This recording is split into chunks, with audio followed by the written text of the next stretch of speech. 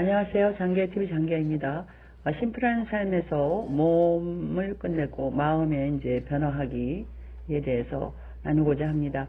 일이 잘 안 풀리는 시기에 뜻밖의 좋은 소식을 듣거나 고원의 손길과도 같은 전화 한 통을 받거나 생각지도 못했던 돈이 들어오는 경험을 해본 사람이 있을 것입니다. 우리는 그런 일이 생기면 우연의 일치라고 생각합니다. 하지만 어쩌면 단순한 우연이 아닐지도 모르죠. 스스로 간절히 바랬기 때문에 일어난 일일 수도 있다는 얘기죠. 어떤 개념을 명확하게 만드는 확실한 방법은 그것을 머릿속에 그리는 것입니다. 어떤 이미지를 머릿속에서 수초 정도 유지하면 그 이미지는 가상현실이 됩니다. 한 달 후 혹은 1년 후 당신의 모습을 상상해 보십시오. 누구와 함께 있고 싶은지, 어떤 모습이 되고 싶은지, 어떻게 살고 싶은지, 어떻게 죽고 싶은지, 사람에게 어떤 모습으로 남고 싶은지 상상해 보십시오. 당신이 되고 싶은 사람의 모습을 그려보고 그런 사람이 되었을 때 어떤 느낌일지 상상해 보십시오. 우리는 저마다 활력과 에너지, 매력이 충만한 존재를 자기 안에 갖고 있습니다. 90살에 어떤 사람이 되고 싶은지, 그런 사람이 되기 위해 지금 무엇을 할 수 있을까? 또 건강하고 현명하고 쾌활한 사람이 되려면 삶에 어떤 변화가 필요할까? 이러한 생각들로 머릿속에서 그려보십시오. 그리고 그렇게도 원하던 것을 얻었을 때 그 행복감을 상상해 보십시오. 두려움, 걱정, 부정적인 생각은 모두 밀어내시고 그리고 새로운 생각으로 좋은 생각으로 긍정적인 생각으로 평화롭고 편안한 모습에 여러분이 깨어나게 될 것입니다. 성공은 마음가짐에서부터 시작됩니다. 우리는 우리 자신이 상상할 수 있는 것보다 훨씬 더 풍부한 능력을 지니고 있습니다. 자기 자신을 믿고 그래서 모든 것이 가능하다는 것을 알게 되면서 열망과 꿈을 쫓아 살면 원하는 것을 얻을 수 있습니다. 바로 성공은 마음가짐에서부터 시작된 뒤에 현실로 옮겨집니다. 그 반대의 경우는 절대 없습니다. 행운을 원한다면 머릿속에서 행운을 먼저 만들어야 합니다. 생각은 놀라운 힘을 지니고 있습니다. 생각이라는 힘은 우리 모두에게 주어진 특권이지요. 그러므로 이 특권을 이용해야 합니다. 얼마나 이용할 수 있는지는 우리가 하기 나름입니다. 마음을 충분히 열고 모든 것에 주의를 기울이면서 우리 잠재의식에 자리하고 있는 모든 능력을 이용하십시오. 새로운 계획 앞에서 그것이 성공할 것인지 의심하지 마십시오. 자신을 의심하면 안 됩니다. 의심으로 에너지를 낭비하면 목표를 이루는데 방해만 될 뿐입니다.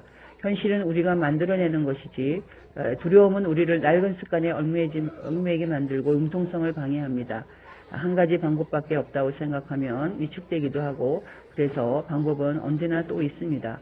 스스로 창조적인 사람이 아니라고 생각하면 창조적인 사람이 되지 못합니다. 창조적인 사람이 되는 것을 방해하는 것은 바로 자신이기 때문입니다. 우리는 모두 열정과 재능, 지성, 지혜, 창조력, 통찰력을 지닌 사람임을 절대 잊지 마십시오. 꿈꾸는 일을 이루려고 하지 않는다면 두려워하는 일이 일어날 것입니다. 중요한 것은 우리에게 어떤 일이 일어나느냐가 아니라 우리가 그 일에 어떻게 반응하느냐 하는 것입니다. 성공할 것이라는 생각이 성공을 낳습니다. 가능성을 믿어야 합니다. 자신을 믿어야 합니다. 머릿속에 잘못된 생각을 버리고 바람직한 생각이 들어서게 하도록 하십시오. 좋은 일이 날 거라고 생각하십시오. 좋은 일만 생길 거라고 또 믿으십시오. 사고방식을 바꾸면 운명을 바꿀 수 있습니다. 원하는 결과를 가져다주는 믿음의 대상이 아니라 믿음의 진정성입니다. 다른 누군가의 빛을 빌리지 않고 자기 자신의 빛으로 살아가십시오. 존경받는 사람들을 보면 스스로 자신의 가장 좋은 친구가 되어 있습니다. 자신의 잘못을 지적하고 바로잡는 삶을 살았음을 알 수 있습니다. 자신의 가장 좋은 친구가 되자 우리에게 필요한 사람은 바로 우리 자신이기 때문입니다. 가족, 친구, 고객을 대할 때처럼 자기 자신을 대하십시오. 인간은 소유한 것을 언젠가는 모두 버리고 떠날 수밖에 없는 운명입니다. 그때 무엇이 남겠습니까? 자신뿐입니다. 그렇기 때문에 스스로 자신을 채워야 합니다.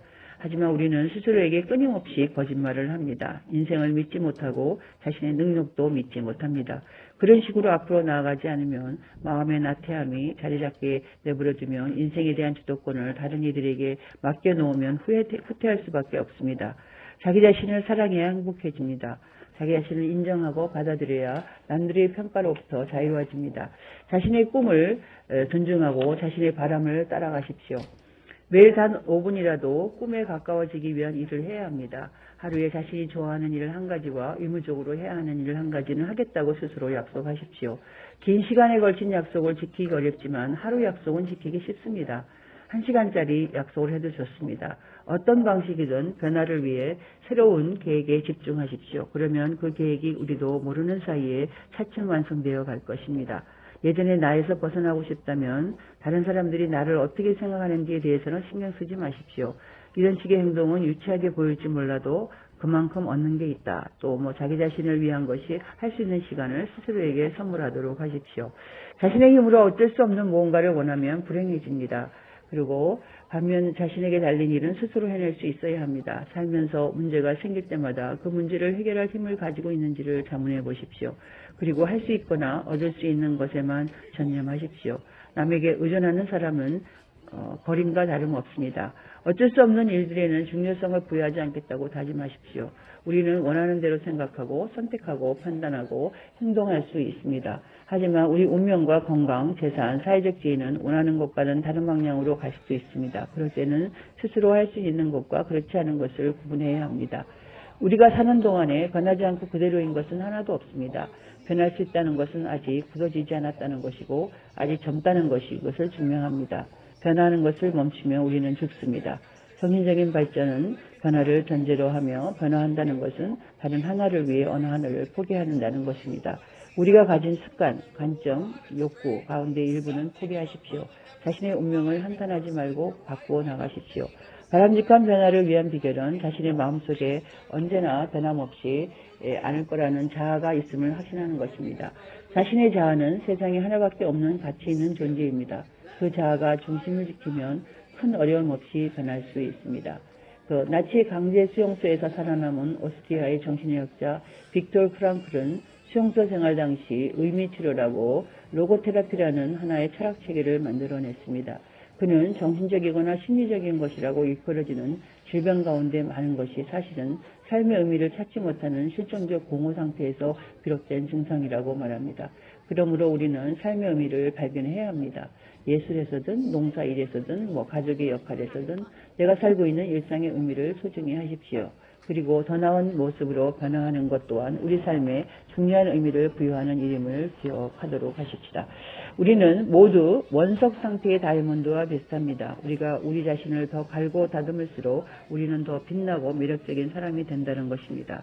언제나 완벽을 향해 가면서 노력하십시오. 좋은 음식을 소식하고 일찍 자고 운동하고 배움을 멈추지 않고 또 좋은 사람들을 만나고 새로운 생각을 떠올리고 매일 자신이 찾아내고 발견할 수 있는 그런 최대한의 즐거움을 찾아내고 검소하게 차려입고 자신에게 걸맞는 정직한 친구들을 사귀고 정신을 풍요롭게 만드는 책을 읽고 좋은 환경을 만들고 상식을 실천하십시오. 인생은 스스로 결정하는 것입니다. 여행 계획과 일과를 스스로 짜고 입으로써 직접 고르고 우리의 능력과 상상력, 의식을 활용하도록 해보십시오. 과거보다는 앞으로 올 미래에 전념하여 자신을 위한 창조자가 되십시오. 우리는 우리가 원하는 모습으로 변화할 수 있습니다. 삶의 행복은 우리가 현실을 어떻게 해석하고 걸러내느냐에 달려있다고 볼 수 있습니다. 우리가 원하는 멋진 세상은 우리가 만들어낼 수 있습니다. 만약 그렇게 하지 못한다면 그것은 자신이 지닌 상상력을 충분히 활용하지 못하고 있기 때문입니다.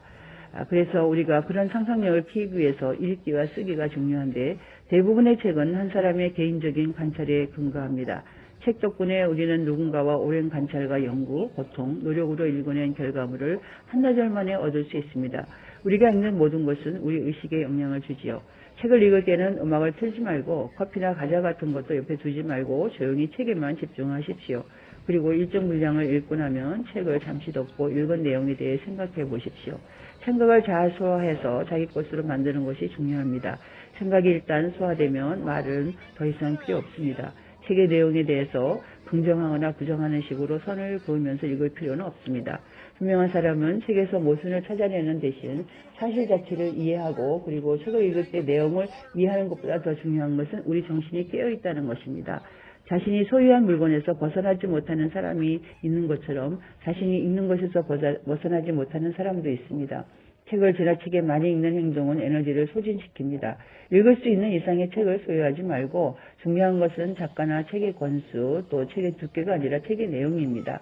책만 많이 읽기보다는 읽기와 쓰기를 병행하여 읽고 있는 책에 대해 메모하면서 생각과 의견을 정확하고 명료하게 표현해보는 것입니다.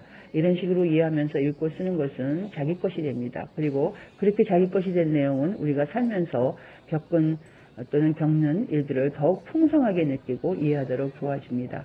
개인적으로 감동을 주는 문구는 따로 적어놓고 그 메모들이 모이면 당신만을 위한 훌륭한 지침서가 될 것입니다. 따라서 읽고 쓰는 행위는 자기 자신을 돌보는 행위라 할 수 있습니다. 읽기와 쓰기, 생각하기 사이에서 균형을 찾는 것이 이상적입니다. 이곳에서 저곳으로 날아다니며 꿀을 모으는 꿀벌처럼 이런저런 책을 읽으면서 필요한 것을 수확하십시오. 다양한 새로운 지식을 모아서 자기 자신을 보다 견고하고 완전하게 만드는 데 정성을 기울이도록 하십시오. 그래서 무엇을 해야 할지 모를 때는 종이를 한 장 펴놓고 머릿속에 떠오르는 것을 전부 적어보십시오. 생각은 그냥 두면 무질서하게 흩어지고 사라집니다. 하지만 글은 그 생각에 의미를 부여하고 원하는 것을 글로 적어보도록 하십시오. 글을 쓰는 행동에서 마법 같은 힘이 있습니다. 글을 쓰면 원하는 것을 정확히 하는데도 도움이 됩니다. 머릿속에 어지러운 생각에서 자유로워지려면 우선 그 생각을 명확히 표현해야 합니다. 그래야 나중에 그 생각을 없앨 수 있습니다. 그런데 어지러운 어떤 생각이 일단 정리되고 나면 그 생각 때문에 쓴 글은 모두 없애야 합니다. 글은 좋은 글에 대해서 쓴 것만 남겨두시고 힘든 시기에 찾아왔을 때 그 글들을 꺼내서 보십시오. 그 글들은 여러분이 풍요롭고 또 충만하고 즐거운 시간을 보냈음을 일깨워주는 그런 에너지가 줄 것입니다. 글을 쓰는 것은 자기 자신과 자신과 관계를 맺는 일이기도 하지만 글을 통해 자신과 만나는 행위에는 지성과 직관, 상상이 동시에 개입합니다. 자신이 어떤 사람인지 정확히 모른다면 어떻게 삶의 방향을 정할 수 있겠습니까? 글을 쓴다면 자기 자신을 알고 이해하는 데 훨씬 도움이 될 것입니다. 화가 날 때도 글을 쓰고 글을 쓰는 것은 문제를 한 발 물러서서 볼 수 있는 좋은 방법이기 때문입니다. 그래서 인격으로 다듬는 이 글쓰기는 그 문제를 더 이상 자신의 것이 아닌 것처럼 생각할 수 있습니다. 그리고 글을 쓰는 마음을 가라앉히는 데도 효과적입니다. 마음을 글로 다 비워내고 나면 편안하고 평화로워질 것입니다. 자신을 위한 노트를 마련해서 거기에 쓰고 싶은 것을 쓰면서 마음을 들여다보십시오. 머릿속에 있는 것을 떠올려 보아 기억의 서랍을 하나하나 열어보고 외운 것을 읊조려보고 또 책에서 읽는 좋은 글을 되새겨보고 이것이 기억력을 기르는 좋은 방법입니다. 혼잣말을 하듯 좋은 글귀를 외워보십시오. 경험과 지혜를 자기 것으로 만드는 데는 기억에 새기는 것보다 좋은 방법이 없습니다. 그래서 좋은 운동선수는 훈련 내용을 문장으로 만들어 반복적으로 말하면서 머릿속에 새긴다고 합니다. 매일 반복하다 보면 나중에는 머리로 떠올리지 않아도 몸이 알아서 하는 날이 온다는 것이죠. 배운다는 것은 머리를 적극적으로 활용해서 몸을 적극적으로 변하게 만드는 것입니다. 몸은 우리가 태어날 때부터 학습한 모든 것의 물리적 결과에 해당됩니다. 새로운 지식과 새로운 배움, 새로운 능력은 몸과 마음을 성장시킵니다. 돈을 물질적인 것에 쓰기보다는 새로운 것을 배우는 데 투자하십시오. 그 누구도 당신한테서 빼앗을 수 없는 것이 하나 있다면 그것은 바로 머릿속의 지식입니다.